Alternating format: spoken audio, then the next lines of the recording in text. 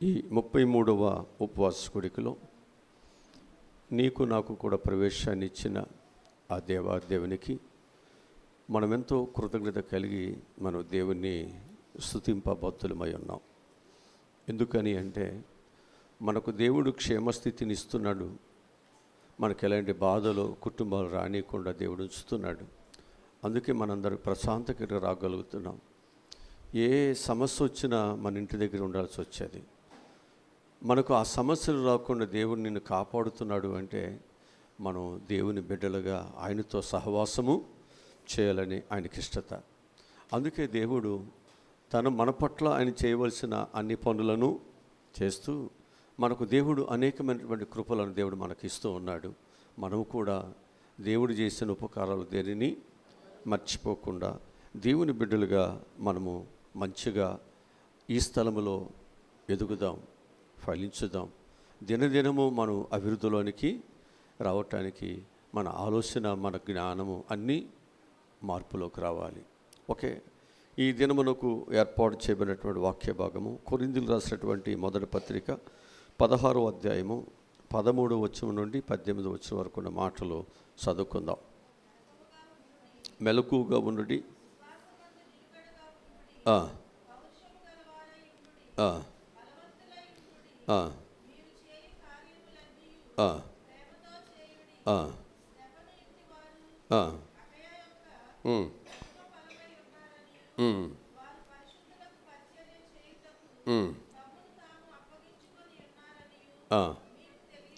మీకు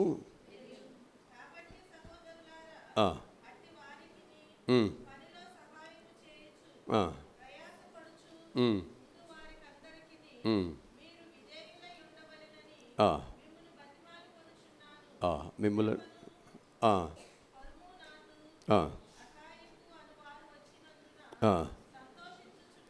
చాలు. ఇక్కడ మనం ఇక్కడ జ్ఞాపకం చేసుకోవాల్సినటువంటి మంచి మాటలు ఏమిటంటే, సంఘాన్ని పరిచర్య చేయటానికి వారిని పురుకొల్పుతున్నాడు. వారికి బలం పొందుకోవటానికి కొన్ని మాటలను వారికి పౌలు గారి ద్వారా దేవుడు తెలియజేస్తూ వస్తున్నారు. కనుక ఈరోజు నీవు నేను కూడా రక్షణ పొందిన తరువాత దేవుని సంఘములోనికి, జీవం కలిగినటువంటి సంఘములోనికి మనందరం కూడా చేర్చబడిన తరువాత మనము కూడా మంచి పరిచర్యను మనం చేయవలసిన వారమై ఉన్నాం. ఒకవేళ మనము ఒక కుటుంబానికి మనం వెళ్ళిన తరువాత ఆ కుటుంబం కొరకు మంచిగా మనం బ్రతకపోయినా ఆ కుటుంబానికి అవమానం వస్తుంది. ఆ కుటుంబంలో మన యొక్క స్థానం అంతా కూడా తక్కువైపోతుంది. అట్లాగే మనం దేవుని దగ్గరికి మనం వచ్చిన తరువాత మనం జాగ్రత్తగా మనం బ్రతకపోతే మనకు మేలు దొరకదు, దేవుని నామానికి అవమానము వస్తుంది. కనుక మనము ఒక చక్కటి పరిచర్య చేయటానికి దేవుడు మనల్ని ఏర్పాటు చేసుకున్నప్పుడు మనం ఏం చేయాలి అంటే మనం మంచి పరిచర్యను మనము చేయాలి. అందుకే యేసు ప్రభువు వారు ఎలాంటి పరిచర్యను ఆయన చేశారో మనము ఈ దేవుని దగ్గరకు వచ్చిన ప్రతి ఒక్కరికి మాదిరి ఎవరు? ప్రభు అయిన యేసుక్రీస్తే. మనకు కేంద్ర బిందువు ఎవరు? ప్రభు అయిన యేసుక్రీస్తే. మనకు ముఖ్యమైన మూలరాయి ఎవరు? పునాది ఎవరు? ప్రభు అయిన యేసుక్రీస్తే. అంటే అన్నిటికీ మూలము విశ్వాసికి దేవుడు ఒక్కడే. అందుకే మనందరం కూడా ఏం చేయాలి అంటే మన జీవితాల్లో మనము ప్రభువుని ఒక మాదిరిగా పెట్టుకుని మన పరిచర్య ముందుకి మనం వెళ్ళాలి. మనం ఒకవేళ ఇక్కడ ఉన్నటువంటి మనుషులు ఒకవేళ వారు సరిగ్గా లేకపోతే వారిని మనం మాదిరిగా పెట్టుకున్నట్లయితే మన జీవితాలు మనం ఏమైపోతామంటే దేవునికి మన యొక్క జీవితాలలో నమ్మకముగా బ్రతకవలసిన దానిని మనము బ్రతకలేకపోతాం. అంటే వారు చెడిపోవటమే కాకుండా అనేకులను చెరిపివేసినటువంటి మార్గమును చూపించిన బ్రష్లుగా ఉంటారు. అందుకే మన జీవితాలలో అనేకులకు మనము ఒక చెడు మార్గమును చూపించి వారిని బ్రష్లుగా చేసేవారుగా కాకుండా దేవుని యొక్క మార్గములో మనము నిలిచి చూసి ఆ మార్గములో ఉండేటువంటి ఆశీర్వాదములు ఏంటో తెలుసుకున్నవారుగా ఆ మార్గము కొరకు అంటాడు పౌలు, నేను ఎన్నో శ్రమలు పడ్డాను. ఆ భక్తి కొరకు ఆ సిలువ వేయబడినటువంటి యేసుక్రీస్తుని నా హృదయంలో నేను కాపాడుకోవటానికి నా శరీరం నలగొట్టుకున్నాను, శ్రమలు పడ్డాను, దూషించబడ్డాను. చూసారా? అంటే ఇది సామాన్యమైనది కాదు. ఇది ఆ దేవునిని సంపాదించుకోవటానికి, ఒక డబ్బులు సంపాదించడానికి ఎండనక వాననక ఎంత కష్టపడాలో కొన్నిసార్లు ఇది సునాయాసంగా తేలిక అవ్వచ్చు డబ్బు సంపాదించటం. కానీ దేవుని సంపాదించటం, దైవభక్తిని కాపాడుకోవటం, దేవునికి ఇచ్చిన రక్షణ నిలబెట్టుకోవటం సామాన్యమైనది కాదండి. అది చాలా కత్తి మీద సాను లాంటిది. జాగ్రత్త. అందుకే ఈ భక్తి నీ జీవితానికి ముక్తినిస్తుంది, విలువనిస్తుంది, నీకు ఏమి కావాలో అన్నిటినీ అనుగ్రహిస్తుంది. అందుకే ఈ భక్తిని నువ్వెన్నడూ కూడా ముక్తి కొరకు పాడు చేసుకోవద్దు. నీ సంపాదన కొరకు, నీ లోటు కొరకు ఈ భక్తిని పాడు చేసుకోవద్దు. అందుకే అనేకులు ఏమయ్యారు అంటే, జబ్బులతో ఉన్న, పేదరికములు ఉన్న, అప్పులతో ఉన్న, అనేకమైనటువంటి అష్టకష్టాలు వారికి జీవితాలు ఉన్నప్పటికీ కూడా వారు భక్తినే వారు విలువగా భావించారు తప్ప వారికి ఉన్న పేదరికాలను బట్టి వారు ఎటుపడితే అటు వారు వెళ్ళలేదు. మన ఉదాహరణకు చూస్తే ఒక పేద లాజరు, ఆయన బయట పారవేయబడినటువంటి ఆ రొట్టె ముక్కలను, అంటే పాసిపోగులో వేయబడినటువంటి ఆ రొట్టె ముక్కలను తిని బ్రతికాడు, భక్తి నిలబెట్టుకున్నాడు. ఇక్కడ భోజనము కంటే, శరీరము కంటే, ఈ శరీర సౌఖ్యముల కంటే కూడా దేవుడు ముఖ్యము, దైవ సన్నిధి ముఖ్యము, దేవుడిచ్చిన రక్షణ ముఖ్యము, దేవునితో ఉండే సంబంధము ముఖ్యము. అందుకంటాడు యోసేపు అంటాడు, తెలుసా, నేను ఆ దేవునికి ఈ పాపము చేసి ఎలాగూ నేను అవిధేయుడుగా నేను ఎలా బ్రతకాలి, ఒక పాపిగా నేను ఎలా బ్రతకాలి, డబ్బులు లేకుండా పేదవాడిగానే బ్రతకగలగాని ఒక పాపి అనే ముద్ర వేసుకుని సమాజంలో ఒక దరిద్రుడిగా నేను బ్రతకలేను. ఒకవేళ ఆ పాపిగా ఉన్నవాడికి మంచి బట్టలు ఉండొచ్చు, కార్లు ఉండొచ్చు, గృహాలు ఉండొచ్చు, నగలు ఉండొచ్చు, అన్నీ ఉండొచ్చు, కానీ ఆ పాపి దరిద్రుడే. సమాజంలో ఒకవేళ గొప్పవాడేమో కానీ దేవుని దృష్టిలో దరిద్రుడు. జాగ్రత్త. ఆ దరిద్రత నుంచి, ఆ నీచాతి నుంచి, దౌర్భాగ్యమైనటువంటి జీవితాన్ని నుంచి నిన్ను బయటికి తీసుకురావటానికే ప్రభు అంత శ్రమపడ్డాడు. కనుక ఈ తుచ్చమైన ఈ జీవితాన్ని కొరకు నీ విలువైన జీవితాన్ని పాడు చేసుకోవద్దాం. మొదటి మాట మనం జ్ఞాపకం చేసుకుంటే, సంఘము పరిచర్య చేయటానికి బోధించబడుతుంది.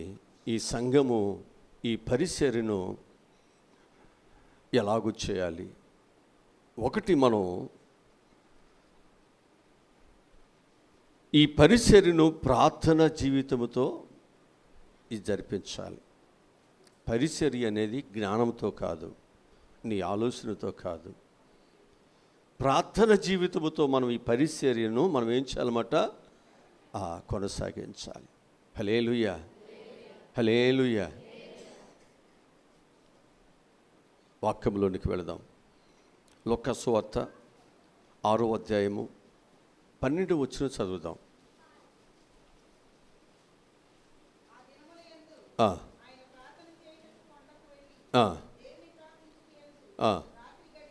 చూసారా, యేసు ప్రభువారు దేవుడు ఈ లోకానికి ఎందుకు పంపించాడు అంటే ఆయన పరిచర్యను చేయటానికి వచ్చాడు.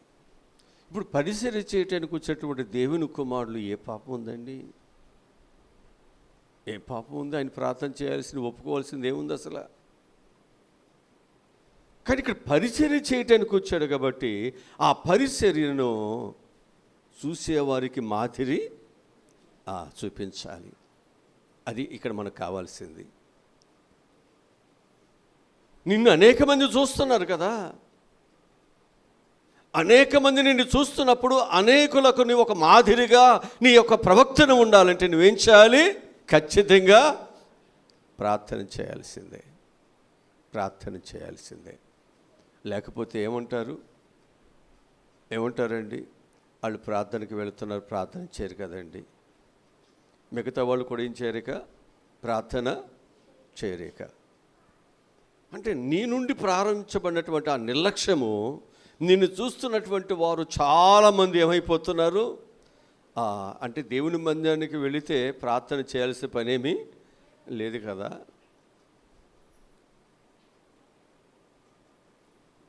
ప్రభువారు ఎలా ఉన్నాడంట? ఆ రాత్రంతా ప్రార్థనలో గడిపాడండి. యోవేలు గ్రంథము 1వ అధ్యాయము 13-14 వచ్చా చదువుదాం. యోవేలు గ్రంథము 1వ అధ్యాయము 13-14 వచ్చా.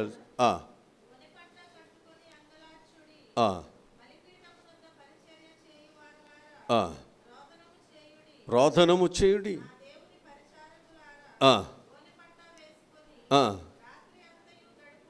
చూసారా?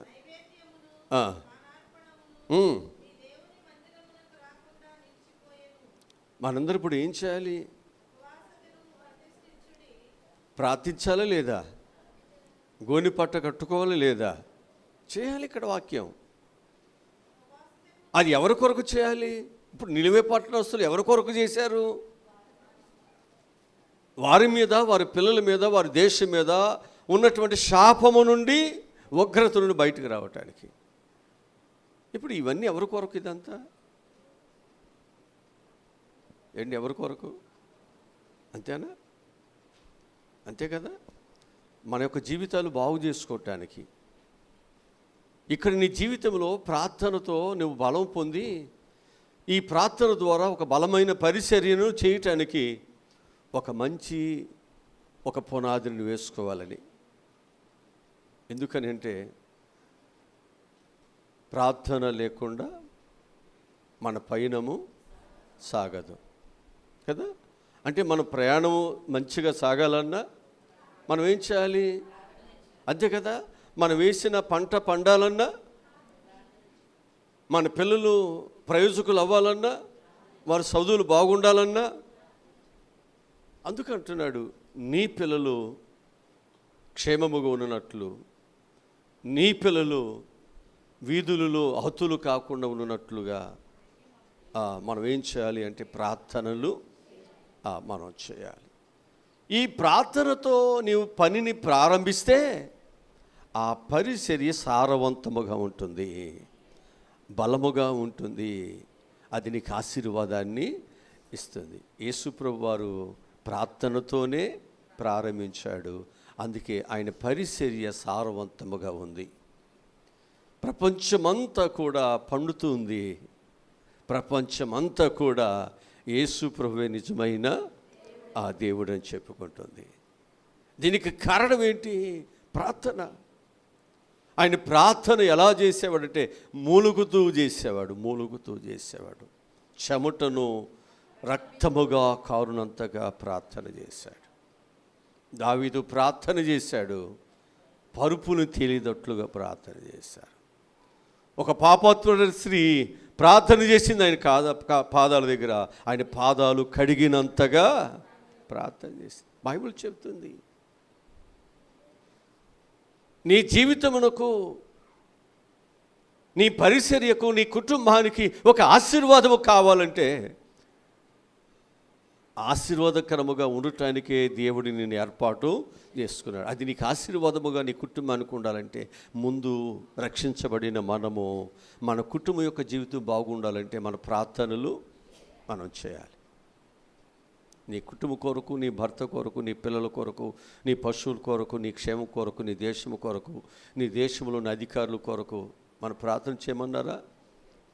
దేశం క్షేమంగా ఉండాలంటే ప్రార్థన చేయాలా?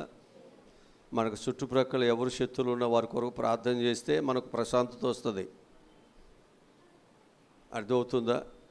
అందుకే ప్రభువే ఊరికి చెప్పాలి, మీ శత్రువుల కొరకు ప్రార్థన చేయమన్నాడంటే ఏంటనుకున్నావు? వారు మనసు మారితే ఇక నీ మీద ఎవరు శత్రుత్వాన్ని,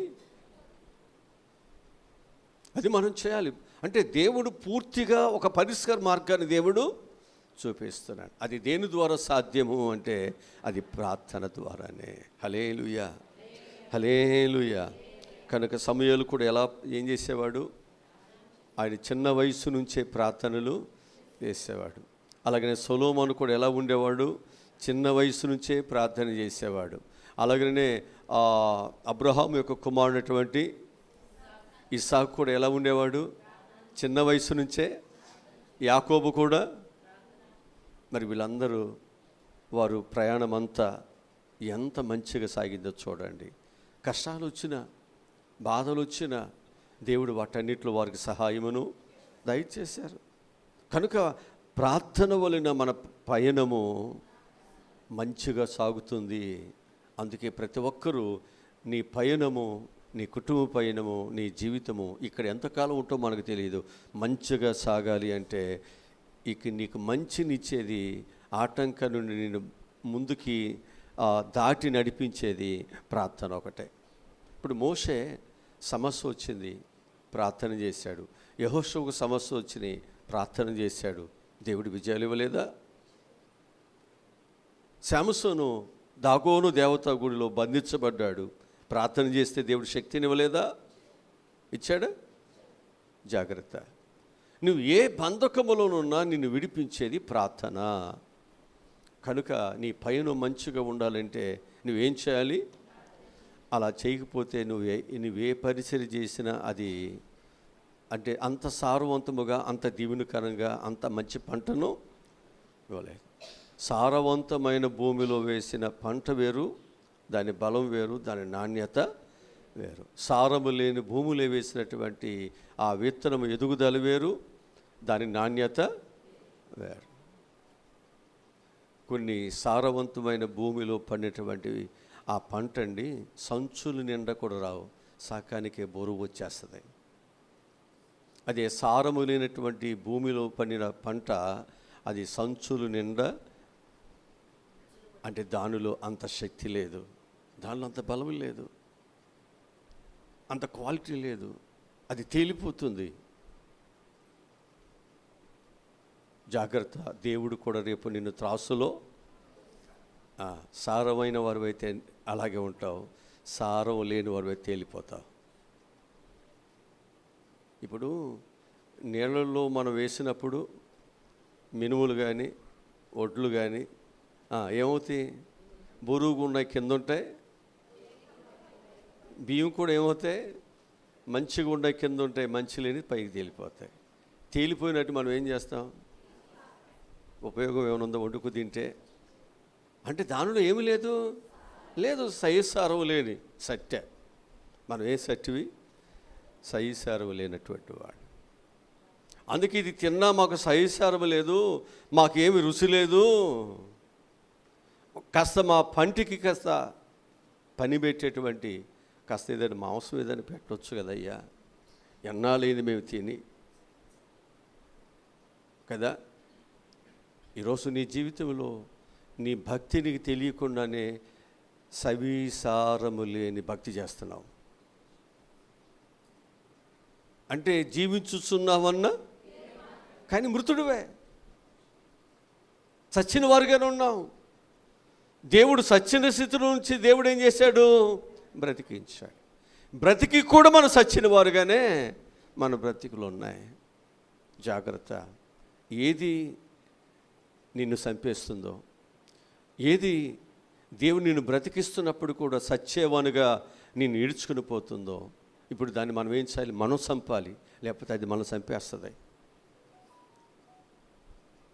కలుపు మొక్కను మనం పీకైపోతే ఏం చేస్తుంది? అది మంచిదాన్ని చంపేస్తుంది. జాగ్రత్త.